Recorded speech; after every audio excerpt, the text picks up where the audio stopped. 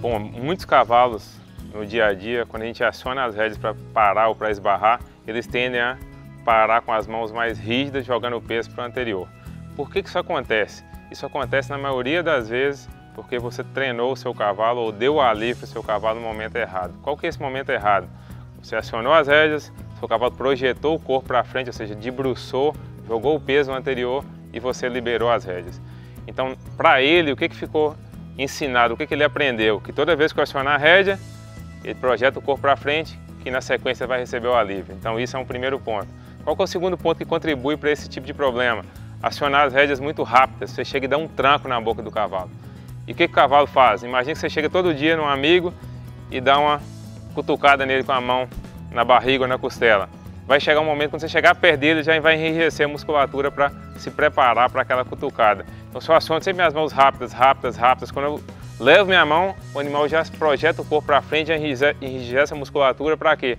Para defender ou para sentir menos impacto daquela puxada rápida. Então se eu tenho um cavalo com problema de parar nas mãos, o que eu preciso trabalhar para melhorar essa situação? A primeira delas é a mais importante, sem dúvida nenhuma, ensinar o seu cavalo a aceitar a mão nas rédeas sem debruçar o peso. Pelo contrário, a gente vai sair aqui andando com essa égua para encostar na boca e vocês vão ver qual que é a reação dela. Eu quero chegar, encostar na boca e ela tem que aliviar a frente, colocar o posterior um pouco mais embaixo dela e fazer força para trás. Eu não quero que ela faça força na boca, eu quero que ela faça força com o posterior para puxar o corpo dela para trás. E imediatamente quando ela fez isso, eu dei o alívio, ou seja, retirei aquele estímulo que estava sendo solicitado para ela, ela começa a entender que ela vai ter esse alívio assim que ela faz força com o posterior e ela começa a utilizar mais o posterior na hora da parada. E outro ponto importante é ter um cavalo que movimenta bem as paletas, ou seja, que gira nas duas direções, não necessariamente precisa ser girar como essa aqui mais parado o posterior, mas que movimenta as espadas de forma livre, porque ela não vai ter medo do contato na boca. Quando acionar as rédeas, ela continua com o movimento para frente. Então o que a gente pode fazer para ajudar nisso aí?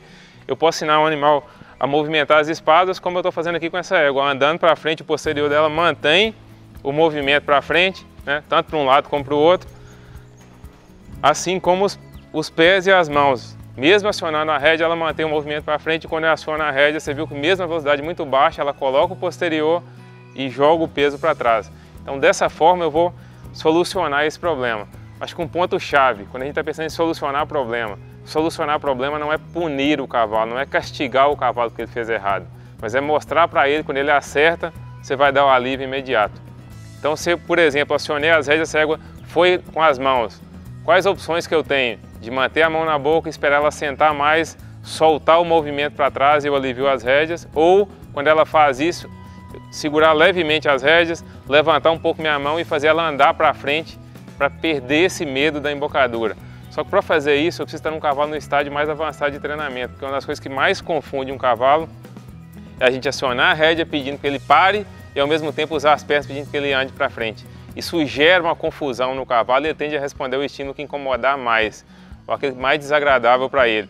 Então a gente precisa fazer esse tipo de trabalho apenas em cavalos que estão mais avançados no treinamento, que já sabem responder tanto ao estímulo de andar para frente, como sabem responder bem o estímulo de parar ou de ceder a pressão da embocadura. Porque se eu faço isso num potro muito jovem, eu começo a confundir e ao invés de resolver o problema, eu vou criar um novo problema de estresse, de desgaste e acaba atrapalhando a questão mental do cavalo.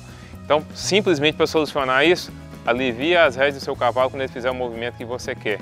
E esse cavalo vai sempre buscar o conforto o mais rápido possível.